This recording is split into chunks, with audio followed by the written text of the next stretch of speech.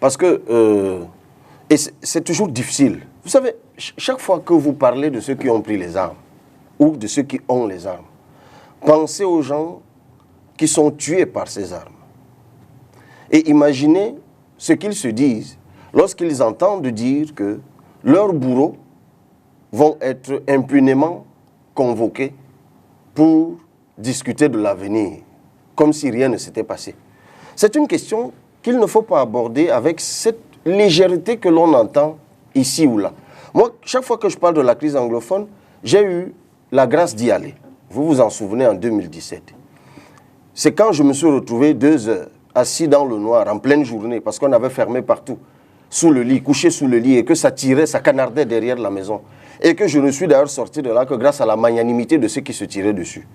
J'ai compris, en voyant un corps inanimé dans le sang, j'ai compris que ce n'était pas une blague. C'est quand j'ai vu des villes exsangues, Batibo, exsangues, vous ne croisez même pas un chat. Vous comprenez que ce n'est pas un amusement. Mais j'en viens à votre question. Pour dire que je suis de ceux qui pensent, et je demande à ceux qui sont affectés par cette crise de me pardonner lorsque je le dis. Parce que je considère que lorsqu'on prend de la hauteur pour trouver une solution définitive à une crise, il y a un côté de nous qu'on doit abandonner. C'est ça qu'on appelle la concession. Et quand je dis un côté de nous, c'est parfois une part de notre douleur que nous donnons en sacrifice pour que ce qui nous est arrivé n'arrive plus. Et c'est pour cela que, lorsque nous évoquons cette question, c'est sans jactance, c'est sans orgueil, c'est sans prétention, c'est avec humilité qu'on doit pouvoir dire, oui, associons, mettons autour de la table tous ceux qui pensent pouvoir apporter une solution. Mais revenons au contexte de 2019 et même au contexte d'aujourd'hui. N'oublions pas qu'une partie de ceux qui ont pris les armes n'ont jamais l'intention de dialoguer. J'espère que vous les lisez. J'espère que vous les écoutez. Moi, je cite Mancho Bibixi. Je cite Ngalim Félix. Eux, ils n'ont pas pris les armes, ils ont manifesté. Je ne crois pas que jusqu'ici, il ait été établi qu'ils ont été porteurs de Kalachnikov ou que sais-je encore. Et eux, ils disent, nous avons été acteurs, nous voulons continuer à être acteurs. De l'autre côté, vous parlez des gens qui vous disent, par des moyens de communication que vous connaissez très bien, que nous n'avons pas l'intention de nous asseoir pour quelque discussion que ce soit. Et nous pensons qu'il faut en découdre, il faut en finir.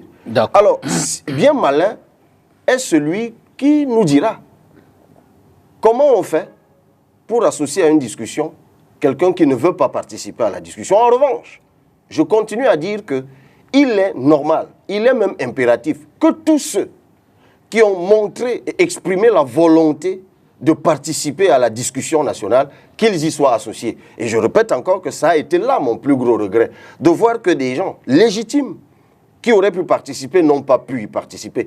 Je ne parle pas de vous et moi, encore que vous ne faites pas la politique, de nous autres hommes politiques, pour la plupart francophones, qui paradons dans des médias sans jamais être allés à 50 km de Bamenda et qui professons toutes sortes de choses selon que nous nous sommes réveillés d'un côté ou de l'autre du lit. Je vous parle de ceux qui sont au cœur de cette affaire et qui ont exprimé le besoin d'y aller. Écoutez aussi ceux qui ont été acteurs, qui sont venus à la discussion, qui ont proposé des solutions, qui n'ont pas été écoutés. Et ça, c'est décourageant. Parce que s'il y en a déjà certains qui viennent, on ne les écoute pas. Pensez-vous que c'est motivant ou ceux qui ne sont pas encore venus trouvent en cela une quelconque émulation? Non. Il faut continuer à dialoguer. Première chose, appliquons déjà ce qui est sorti du premier dialogue, aussi insatisfaisant soit-il. Ne fermons les portes à aucune discussion. Gardons la main tendue. Continuons à discuter. Associons à la discussion tous ceux d'ici ou d'ailleurs qui peuvent nous aider à trouver des solutions. Mais en cela, il faut que nous acceptions de mettre de côté notre orgueil, de mettre de côté notre prétention et surtout de penser à ceux qui sont endeuillés.